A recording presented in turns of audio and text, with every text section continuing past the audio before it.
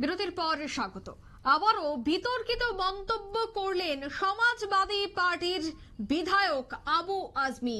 তার এই বিতর্কিত মন্তব্যে কিন্তু এবার প্রতিবাদের ঝড় উঠছে। কয়েকদিন আগেই বিতর্কিত মন্তব্য করে বিধানসভা থেকে বহিষ্কৃত হয়েছিলেন, তবে এবার আবারও বিতর্কিত মন্তব্য করে প্রতিবাদে তিনি প্রতিবাদে রীতিমতো ঝড় উঠছে তার এই বক্তব্য।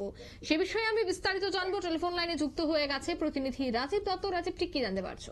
দেখো, প্রথমেই বলি যে সমাজবাদী পার্টির মহারাষ্ট্রের যে বিধায়ক আবু আজমি তিনি আবার বিতর্কিত মন্তব্য করলেন। অর্থাৎ তিনি গত কয়েকদিন আগে তিনি মহারাষ্ট্র বিধানসভা থেকে বহিষ্কৃত হয়েছেন তার বিতর্কিত মন্তব্যের জন্য।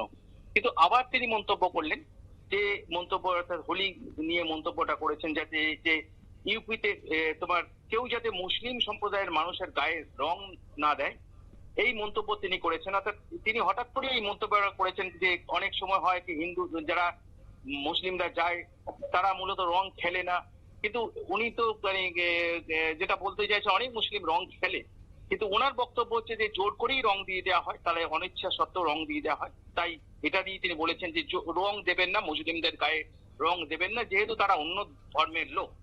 অথচ একটা একটা এই দেশে, ভারতের মতো একটা দেশে বাস করে তিনি এই ধরনের বিতর্কিত মন্তব্য করছেন। তো এটা নিয়ে একটা হইচই পড়েছে। জানো যে কয়েকদিন আগেই তিনি একটি মন্তব্য করেছিলেন যে আওরঙ্গজেবকে নিষ্ঠুর শাসক না বলে ভালো প্রশাসক হিসেবে দেখা উচিত, এবং আওরঙ্গজেব মন্দির ভেঙে দেওয়া, শৈশব মোগল আমলে প্রচুর মন্দির ভেঙে দিয়েছিল, এটা ঠিক কাজ করেছিল, এমন মন্তব্য তিনি করেছিলেন।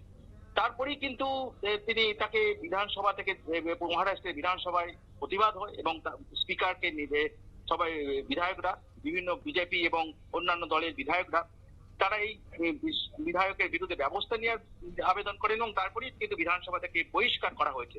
কিন্তু কোথাও যেন তার শিক্ষা হয়নি, তিনি প্রতিনিয়তই কিন্তু এই বিতর্কিত মন্তব্য করে যাচ্ছেন।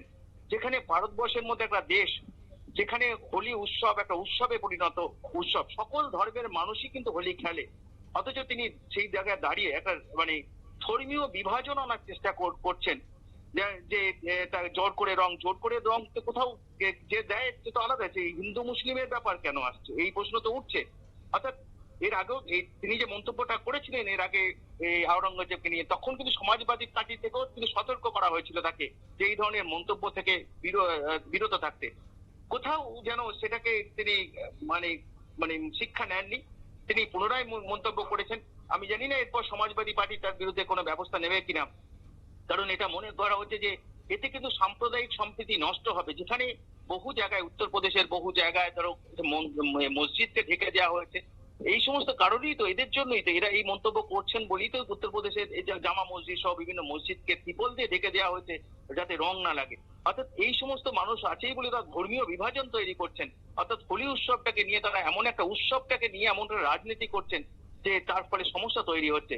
যদিও তার এই বিতর্কের মাঝে পড়ে তিনি বলেছেন যে যে সাধারণ মানুষ, একজন ধর্মীয় মানুষ, মুসলিম ধর্মের মানুষ হিসেবে এই কথা বলেছেন, বিধায়ক হিসেবে বলেননি। আর এদের নিয়ে রাজনীতি করার কোনো দরকার নেই। অর্থাৎ তিনি যে লজ্জিত নন, তাকে মহারাষ্ট্র বিধানসভা থেকে বহিষ্কার করা হয়েছে, তারপরে আবার এটা মন্তব্য করলেন। অর্থাৎ তিনি লজ্জিত যেমন নন, তিনি তার মন্তব্য থেকে পিছিয়ে আসছেন না, এটা তিনি আবার বুঝিয়ে দিলেন যে তিনি যা বলেছেন তিনি একজন ধর্মীয় মানুষ, সাথে মুসলিম ধর্মের মানুষ হিসাবে বলেছেন, যথেষ্ট। কিন্তু এটা দেশের পক্ষে লজ্জা। তবে এটা বলা হচ্ছে, বিভিন্ন রাজনৈতিক মহল থেকে বলছে যে তিনি এই মানুষগুলো ধর্মীয় বিভাজন তৈরি করছেন এবং যার ফলে বিভিন্ন সময় সাম্প্রদায়িক সম্প্রীতি নষ্ট হচ্ছে। অঙ্কিতা, ধন্যবাদ।